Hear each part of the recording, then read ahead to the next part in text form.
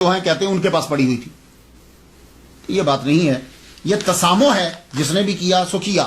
بابا فرید الدین گنج شکر رحمۃ اللہ علیہ نے پہلی دفعہ ہی کلیر کی خلافت دی اور خلافت نامہ لکھ کے کہا جاؤ اب تم روانہ ہو جاؤ. تو یہ وہاں سے روانہ ہو گئے. بابا فرید الدین گنج شکر وہاں پہنچے. کلیر کی طرف کیوں گئے؟ بابا فرید نے کلیر کیوں بھیجا؟ اس لیے کہ جو طبیعت تھی بابا علی احمد صابر کلیری رحمۃ اللہ علیہ کی جو طبیعت تھی وہ بالکل آپ کی طبیعت کے موافق تھا. یہ ماحول جنگل میں ٹیلا, مختصر سی آبادی, بس وہیں جاؤ. اب آپ وہاں پہنچے.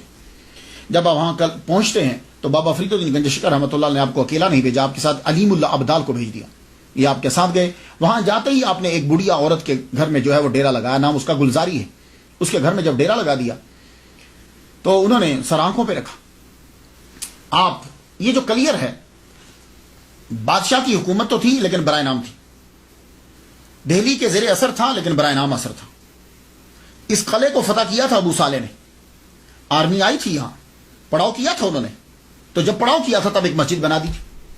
تو مسجد جب آرمی نے بنائی تھی تو اچھی مسجد, وہ ایک ہی جامع مسجد تھی. اور وہاں ایک قاضی بھی مقرر کیا. اس قاضی کا نام, مفتی کا نام تھا تبرک. اب یہ بہت دور تھا, جنگلات میں ٹیلا, مختصر سی آبادی. زیادہ تر لوگ جو ہیں وہ یہاں کے غریب تھے, مزدور تھے. یا وہ کھیتی باڑی کرتے تھے یا وہ لکڑیاں جو ہیں وہ بیچتے. اور آدھی مزارے اور آدھی ساہوکاروں کی نوکر, ان سے پیسے لیے مقروض سب کے ساتھ. تو ایک وہاں بڑا آدمی تھا, نام اس کا تھا قیام الدین. یہ قیام الدین جو ہے, جو قلعہ تباہ ہو چکا تھا اس قلعے کو دوبارہ سے تعمیر کر کے اسی قلعے کے اندر رہنے لگ گیا تھا یہ قیام الدین. اور یہی ذمہ دار جو ہے, یہی وہاں اقتدار اسی کا تھا, اسی کا اثر و رسوخ چلتا تھا. اور قاضی جو ملا تھا وہ اسی کا نوکر بنا ہوا تھا. آپ سیدھا جامع مسجد میں پہنچے. جامع مسجد میں آپ نے جا کے اعلان کر دیا, سنو میرے پیر و مرشد شیخ بابا فرید الدین گنج شکر رحمۃ اللہ علیہ, یہ رحمۃ اللہ علیہ میں کہہ رہا ہوں, تو انہوں نے, میں ان کا خلیفہ ہوں اور یہ خلافت نامہ ہے اور یہاں کی ولایت جو ہے انہوں نے مجھے عطا کی. یہ کہہ کے واپس جب آپ نے یہ کہا, اب بات آہستہ آہستہ لوگوں میں پھیلنے لگی. تو غریب لوگ آپ کے پاس آنے لگے. آپ نے ان کو بتلایا کہ اسلام کیا ہوتا ہے, توحید کیا چیز ہے. اور جب انسان توحید اختیار کر لیتا ہے تو پھر سب برابر ہو جاتے ہیں. آپ بتا رہے ہیں کہ اونچ نیچ ہمارے ہاں نہیں ہوتی, ہمارے ہاں سب برابر ہوتے ہیں. اور جو تمہاری مسجد ہے, یہ جو تم نے مسجد بنائی ہے, اس مسجد کے اندر تم لوگ کیا کر رہے ہو کہ یہاں امیروں کی لائن اور ہے, غریبوں کی لائن اور ہے. تو تم نے اللہ تعالیٰ کے گھر کے اندر بھی جگہوں کا تعین کر دیا. خدا کے گھر کے اندر تو سب ایک ہوتے ہیں. جو سب سے پہلے آتا ہے وہ پہلی جگہ پہ کھڑا ہوتا ہے. بادشاہ بھی بعد میں آئے گا تو اس کے لیے ہم جگہ نہیں بنائیں گے, وہ پیچھے کھڑا ہو کے نماز پڑھے. تم کسی کو وہاں سے اٹھا نہیں سکتے. تو آپ جب یہ باتیں کرنے لگے, اب اس سے زد پڑتی ہے امیروں کو بھی اور قاضی کو بھی, کیونکہ یہ فرق اور تفاوت انہی نے تو رکھا ہوا ہے. اب قاضی نے جا کے قیام الدین سے بات کی. ذمہ دار سے کہنے لگا, سن ذمہ دار, یہ جو بابا آیا ہے تجھے کو سمجھ اس کے بارے میں تم نے سنا ہے؟ کہتا ہے کہ میں یہاں کا صاحب ولایت ہوں, یہاں کی خلافت میرے پاس ہے, میرے بابا نے, ہم نہیں جانتے کسی بابا کو, یہ سب جادوگری ہے. ایسے بہت سے شبدہ باز یہاں آتے ہیں, اور دیکھ تو دھیان نہ دینا, اور اگر تو اس کی طرف چلا گیا تو سن تیری ذمہ داری بھی, سرداری بھی جائے گی. اور ساہوکاروں سے جا کر دیکھا یہ سب کو برابری کا سبق دے رہا ہے, تمہاری ساہوکاری گئی. اب امیروں کو, اب یہ سارے لوگ ذمہ دار, ساہوکار اور یہ دین کے ٹھیکیدار اکٹھے ہو گئے. اکٹھے جب یہ ہو گئے تو اب یہ لوگوں کو دھمکانے بھی لگے, ڈرانے بھی لگے. وہ بیچارے مزارے تھے, غریب تھے. آہستہ آہستہ لوگ بابا سے پیچھے ہٹنے لگے. یہ لوگ دیکھتے رہتے کہ بابا کے پاس کون جاتا ہے. جو جاتا پھر چیک کرتے کہ یہ کس کے زیر اثر ہے, ساہوکار کے یا ذمہ دار کے. جس کے زیر اثر ہوتا وہاں سے دھمکا دے. سارے لوگ ہٹ کے 5 بندے بچ گئے. ٹوٹل 5 آدمی بابا صابر پیا کلیر کے ساتھ لگ گئے. صرف 5 بندے رہ گئے. آپ نے اب خط لکھے. پہلا خط لکھا اپنے پیر کو. علیم اللہ ابدال کے ذریعے سے مرشد کو خط بھیجا اور کہا کہ یہ قاضی جو ہے یہ بہت شرارتیں کر رہا ہے, ہمیں آپ نے صاحب ولایت بنایا یہاں کا, یہ تسلیم نہیں کرتا ہمیں. تو بابا فرید الدین گنج شکر رحمۃ اللہ علیہ نے پہلا خط لکھا, اور خط کا مخاطب قاضی تھا. قاضی سے یہ بتائیں میرا نام کیا ہے.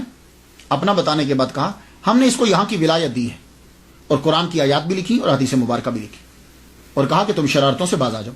بہت نرمی سے خط لکھا. وہ خط لے کے علیم اللہ ابدال جب واپس آئے سب سے پہلے بابا نے پڑھا، صابر پیا نے پڑھا، پڑھنے کے بعد وہ خط قاضی کو بھیج دیا۔ علیم الابدال جب قاضی کے پاس وہ خط لے کر گئے، قاضی نے پڑھتے ہی اس کو پھاڑ دیا۔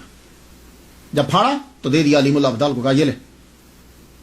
خط واپس آیا تو صابر پیا کہنے لگے تم نے اچھا نہیں کیا۔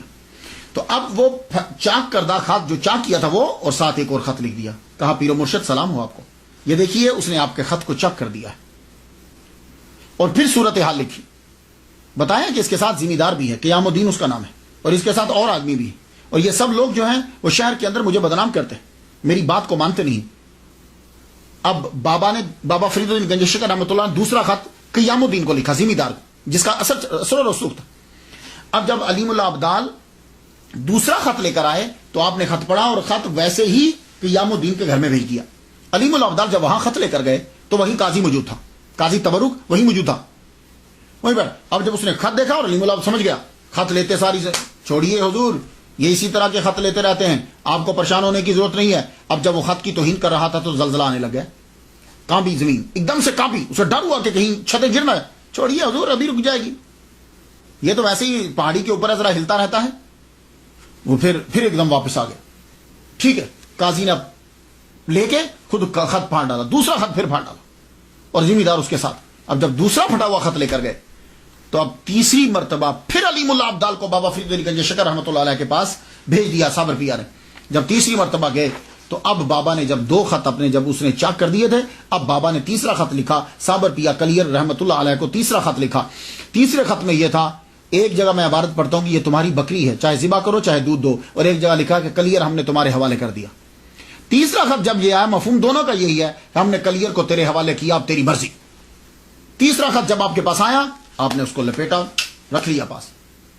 رکھنے کے بعد جمعہ کی نماز جب ہوتی تھی تو جمعہ میں لوگ اکٹھے ہو جاتے، آبادی تو کم تھی لیکن بڑے بڑے سب لوگ جو ہیں وہ آ جاتے تھے، ذمہ دار وہ لوگ نماز بڑی پڑھتے تھے۔ جمعہ کی نماز میں آئے تو بابا کیا کیا، بابا صابر پیا کلیر رحمۃ اللہ علیہ سیدھا مسجد سے اندر چلے گئے، اندر جا کے مصلی کے پاس بیٹھ گئے۔ جب آپ مصلی کے پاس بیٹھ گئے تو بندوں نے کہا اٹھو یہاں سے، یہ قاضی کی جگہ ہے۔ آپ نے فرمایا ہم کتب ہیں، اور کتب جو ہوتا ہے وہ قاضی سے افضل ہوتا ہے، تم ہمیں یہاں سے اٹھا نہیں سکتے۔ 3-4 بندے اٹھے اور آپ کا کلندرانہ لباس تھا پرانا، ہاتھوں سے پکڑ کے گھسیٹتے ہوئے باہر لے گئے۔ باہر جب لے گئے اور آپ کے بندوں کو بھی نکال دیا، اور مسجد کے باہر کے دروازے سے بھی باہر نکال دیا۔ آپ وہاں کھڑے ہو گئے، اللہ پاک سے کہنے لگے دیکھا یا اللہ ہمیں نماز پڑھنے ہی نہیں دے رہے۔ اب وہ سب لوگ نماز پڑھنے لگے، جمعہ کی نماز ہوئی اور آپ کو اندر نماز پڑھنے نہیں دی گئی۔ جب وہ سجدے میں گئے تو بابا نے یوں آنکھ اٹھا کے مسجد کی دیواروں اور چھتوں سے یہ کہا تم سجدہ کیوں نہیں کر رہی؟ پر اتنا کرنا تھا کہ دیواریں چھتیں دھڑام سے نیچے گری، جتنے اندر تھے سب مر گئے۔ اب یہاں کوئی سننے والا جب مذاق اڑائے گا تو کیسے مذاق اڑائے گا، ذرا سنیے۔ ہو یہ کیا کرامت ہوئی، مسجد گرا دی، یہ کیا کرامت ہوئی، نمازی مار دیے؟ نہیں، دیکھیے مسجد جلانے کا حکم اللہ نے دیا تھا، یاد ہے 11ویں پارے کے اندر رب فرمایا مسجد کو آگ لگا دو۔ مسجد کو آگ لگائی، روڑی بنا دی، وہاں گند پھینکا جاتا تھا۔ تو اصل میں ہوتا کیا تھا کہ وہ جتنے نماز پڑھنے والے تھے سب نے ایک کتب کی توہین کی، ایک بات۔ دوسرا، جتنے وہ نماز پڑھ رہے تھے سب مسجد کے اندر اصل چیز کیا ہوتی ہے کہ فرق کو ختم کرنا، رب کی بارگاہ میں سب برابر ہے، لیکن اس مسجد میں ایسا نہیں ہوتا تھا۔ اس مسجد کے اندر امیر، قاضی، ساہوکار، یہ لوگوں کی جگہ بنی ہوئی تھی اندر، کوئی آدمی وہاں کھڑے ہو کے نماز غریب نہیں پڑھ سکتا تھا۔ تو کیا ایسی مسجد کو برقرار رکھا جائے؟ اور جو ایسے نظام کی تائید کریں گے کیا وہ مسلمان ہیں؟ نہیں، وہ مسلمان ہرگز نہیں ہیں۔ اسی لیے اس کتب نے وہ مسجد اور وہ ساری بعد میں بنی یا بنی دیکھی، لیکن اس وقت یہ سب کے سب ظالم کا ساتھ دے رہے ہیں، یہ بھی ظالم ہے۔ اس کے بعد کیا ہوا، جب گئے طاعون پھیل گیا۔ طاعون پھیلا تو عورتیں اور بچے جو بچے ہوئے تھے وہ بھاگے، جو کچھ بچ گئے تھے آگ لگ گئی جنگلات میں۔ جنگلات کو جب آگ لگی تو پھر وہ باقی بھی بھاگ گئے۔ اب صرف بچا تو پیر